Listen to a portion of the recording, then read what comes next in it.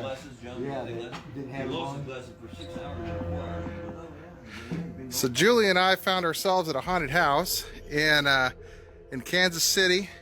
Are we in Kansas City, Missouri? Kansas. So we came looking for hotel doors. They have lots of stuff for collectors and whatnot. They just so happen to have the exact doors that we need for our hotel. And then I got a tour I'll put up on YouTube later, but I'm about to do Blossom House right there, Paul. Yeah, that's the place. There's the card. Paul, give me Blossom that. House. It's gonna be a Yeah, I'll haunted give you one hotel. too.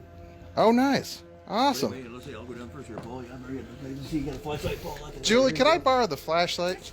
Here you go, Sure bud. can.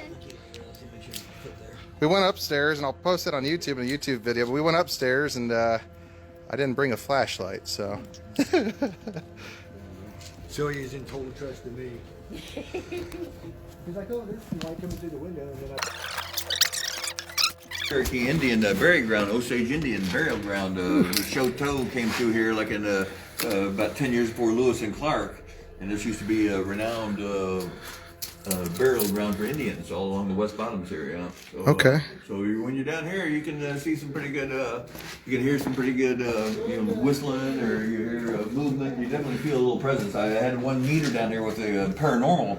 You can hear some pretty good, whistling or you hear movement. You definitely feel a little presence. I had one meter down here with the paranormal, and sure enough, their little meter went off the Richter scale. But you can see the beauty architectural, Paul. Yeah. This thing, I just cleaned it up too now. I just swept the whole place, so it's all had a little nice little runway here. But you can see the 6 foot. They don't build them like this. 1910, when they built the old place. And then for Halloween, I did have a few kids down here now, and we had a little with a few props there, and they enjoyed that. But one of these kids went running and whatnot. But Paul said, "Well, maybe the spirits don't like the props, The extra and attention? I go, yeah. I go, well, maybe so, Paul. But you can see how I did a little digging down here. Now I did find like a fragment of a bone down here, and this dirt. There's dirt right along here, and I did find a fragment of a bone, but I think the dog ate it. I thought it was a human bone or what.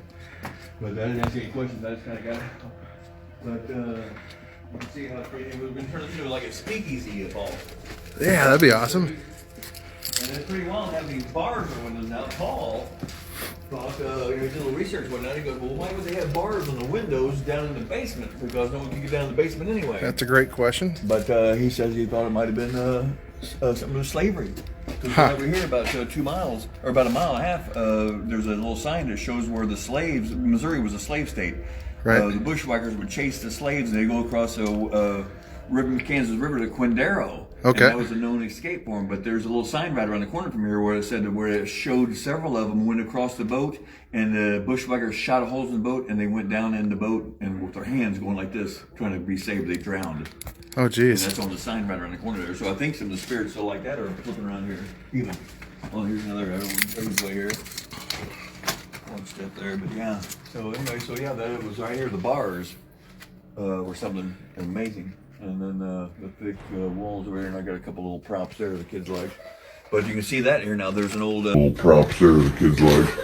But you can see that here now. There's an old kind of like the F Troop. Look at it. There's the little bar where they'd have to slide the steel bar right there, and it would Oh, lock yeah, the to door. shut the door. Yeah.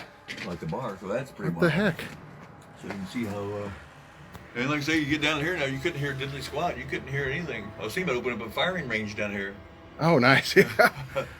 Because but you can see where it's pretty.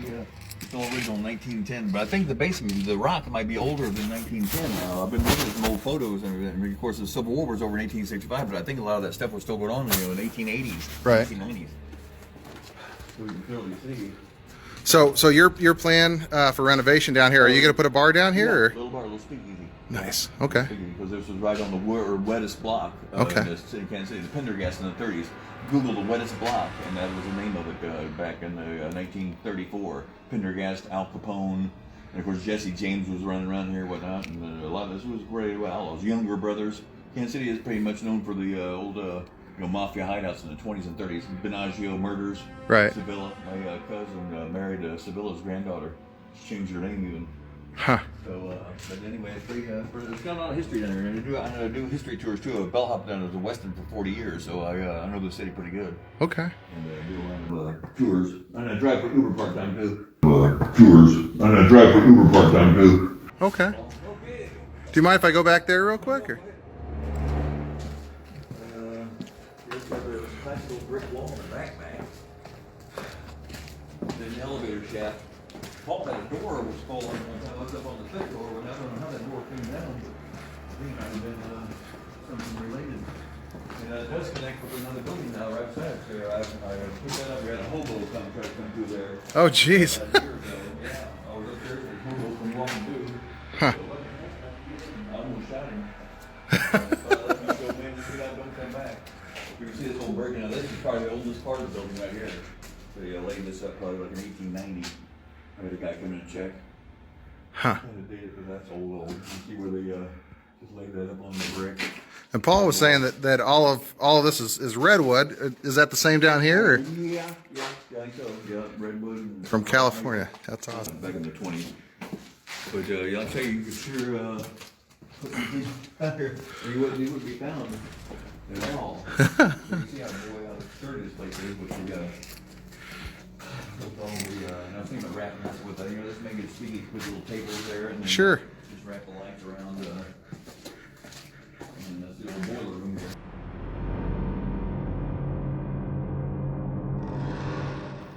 Well, the Wi-Fi won't let me connect, or not the Wi-Fi, the internet won't let me connect back here. But I had my phone going funky one time down here. Might be some kind of electrical current, you never know. oh, hit my head in the sun.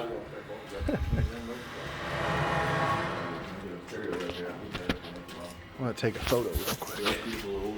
And this is the end of the tour. Sorry, I forgot to record the end of the video. But if you guys want to see the Blossom House, they do tours, and I'll leave the description, or I'll leave the information in the description.